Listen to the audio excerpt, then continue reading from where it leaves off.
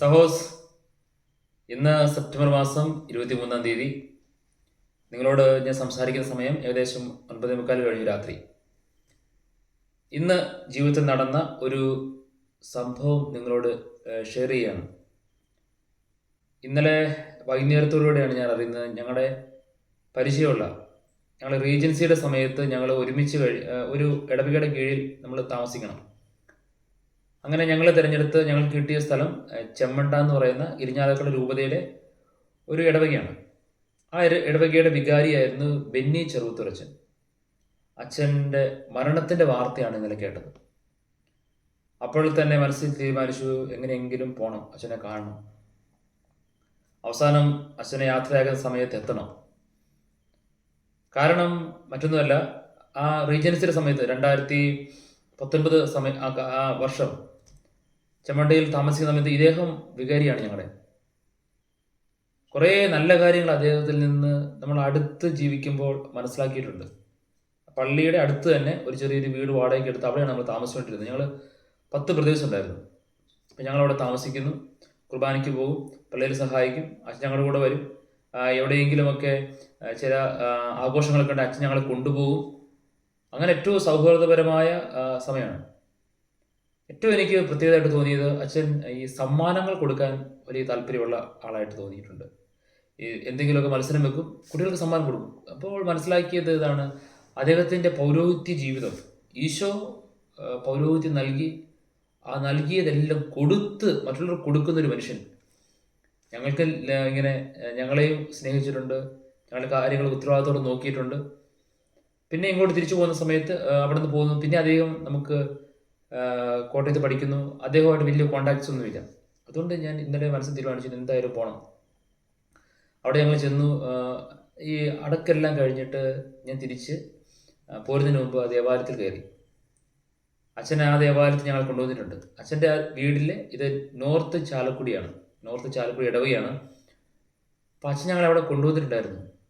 ഞങ്ങൾ അവിടെയുള്ള എല്ലാവരെയും അച്ഛൻ്റെ വീട്ടിൽ കൊണ്ടുവന്നു. അദ്ദേഹത്തിൻ്റെ ജ്യേഷ്ഠൻ മരിച്ച ഇതിൻ്റെ ആനിവേഴ്സറി ആയിരുന്നു. അദ്ദേഹം അച്ഛനായിരുന്നു, ഫാദർ പോൾ, ഇരിഞ്ഞാലക്കുട രൂപത വൈദികനായിരുന്നു. അപ്പോൾ ഇദ്ദേഹത്തിൻ്റെ പ്രചോദനവും അതുപോലെ ഒരുപക്ഷെ ഒരു ശക്തികേന്ദ്രമൊക്കെ ആയിരുന്ന ഒരു വൈദികനായിരുന്നു പോളച്ചൻ.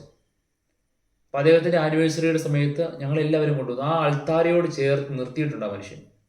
അൾത്താരയിൽ ഞങ്ങളെ കയറ്റി നിർത്തി. അപ്പോൾ ഞാൻ ഇന്ന് ഈ അച്ഛൻ്റെ ശവസംസ്കാര ശുശ്രൂഷ കഴിഞ്ഞിട്ട് എൻ്റെ കൂടെ ഞങ്ങളുടെ ബാച്ചുകാരനെ വക്കച്ചനച്ഛനുണ്ടായിരുന്നു. അച്ഛനങ്ങ് മാറിയപ്പോൾ ഞാൻ പറഞ്ഞു, ഞാനൊന്ന് പള്ളിയിൽ കയറിയിട്ട് വരാം. എന്നിട്ട് ഞാൻ പള്ളിയിൽ പോയിരുന്നു.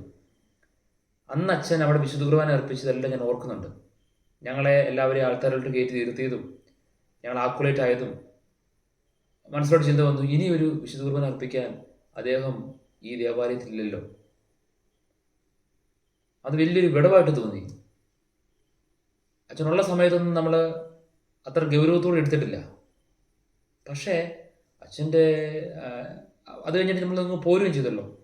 പിന്നെ അങ്ങ് വലിയ കോണ്ടാക്ട്. പക്ഷേ അവിടെ ദേവാലയത്തിൽ മനസ്സിലായി, ഒരു ബലിപീഠത്തിൽ ഒരു പുരോഹിതൻ്റെ ഒരു ആബ്സെൻസ്, അത് തീർച്ചയായും ജനങ്ങൾക്ക് വലിയൊരു ആബ്സെൻസാണ്, ഇടവജനങ്ങൾക്ക് ആബ്സെൻസാണ്. അതുപോലെ തന്നെ കൂടെ ജീവിച്ചവർക്ക് വലിയൊരു എന്തോ ഒരു ശൂന്യതയാണ് നൽകുന്നത്. ഇങ്ങനെ പുരോഹിതരുടെ മരണങ്ങൾ, അവർ ഈ ഭൂമിയിൽ നിന്ന് യാത്രയാകുന്ന എല്ലാം ജനങ്ങൾക്ക് വലിയൊരു ശൂന്യത നൽകുന്നുണ്ട്. അവരുടെ സ്നേഹം, അവരുടെ കരുതൽ, അവരുടെ സംരക്ഷണം, അവരുടെ പരിപാലനം, അവരുടെ ശുശ്രൂഷ, ഇതെല്ലാം നമുക്ക് നഷ്ടപ്പെടുന്നു എന്നൊരു തോന്നലാണ്. അത് തീർച്ചയായും എനിക്ക് തോന്നി. കാരണം അദ്ദേഹം അത്രമാത്രം ആളുകളെ സഹായിച്ചിട്ടുണ്ട്, നന്മ ചെയ്തിട്ടുണ്ട്, സ്നേഹിച്ചിട്ടുണ്ട്. വളരെ സിമ്പിളായിട്ട് കടന്നുപോയി, വലിയ കാര്യങ്ങളൊന്നും ചെയ്തിട്ടൊന്നുമില്ല. വളരെ സിമ്പിളായിട്ട് തൻ്റെ പൗരോഹിത്യത്തിൻ്റെ ഉത്തരവാദിത്തങ്ങൾ പരമാവധി ആത്മാർത്ഥതയോടെ ജീവിക്കുക, കടന്നു പോവുക. ബെന്നിച്ചൻ വലിയൊരു മാതൃക കാണിച്ചു തന്നിട്ട് കടന്നു പോവുകയാണ്. നമ്മളൊക്കെ പരിശ്രമിക്കുന്നതിന് വേണ്ടിയാണ്, നമ്മളാലാവുന്ന രീതിയിൽ ഈ പൗരോഹിത്യം നമ്മിൽ നിക്ഷേപിച്ച കടമയും ഉത്തരവാദിത്വവും ജീവിച്ച് മുന്നോട്ട് പോകാൻ നമ്മൾ ആഗ്രഹിക്കുന്നത്. ബെന്നിച്ചൻ അതിന് നമുക്കൊരു മാതൃകയായിട്ട്, തീർച്ചയായും എനിക്കൊരു മാതൃകയാണ് കേട്ടോ. സ്വാധീനിക്കാൻ പറ്റുന്ന നിരവധി ഗുണങ്ങൾ അദ്ദേഹത്തിലുണ്ടായിരുന്നു. അപ്പോൾ നിങ്ങളോട് പറഞ്ഞത് വേറൊന്നും കൊണ്ടല്ല, ഇങ്ങനെ വിശുദ്ധരായ വൈദികർ നമ്മളിന്ന് ഒരുപക്ഷെ പോകുമ്പോഴേ അവരുടെ ജീവിതത്തിൻ്റെ നന്മകളും സുഹൃത്തുക്കളും നാം ധ്യാനിക്കുകയുള്ളൂ, മനസ്സിലാക്കുകയുള്ളൂ. സ്വർഗത്തിൽ പിതാവായ ദൈവം അച്ഛൻ ചെയ്ത ശുശ്രൂഷകൾ പൂർണ്ണമായി ചെയ്തുകൊണ്ട് പിതാവിൻ്റെ അടുത്തേക്ക് ക്ഷണിച്ച് ഇപ്പോൾ വിളിച്ചിരിക്കുക. ദൈവം നിത്യ ശാന്തി അച്ഛന് നൽകട്ടെ എന്ന് പ്രാർത്ഥിക്കുന്നു. അത് വലിയൊരു വിടവാണ് ആ കുടുംബത്തിലൊക്കെ ഉണ്ടാക്കിയിരിക്കുന്നത്.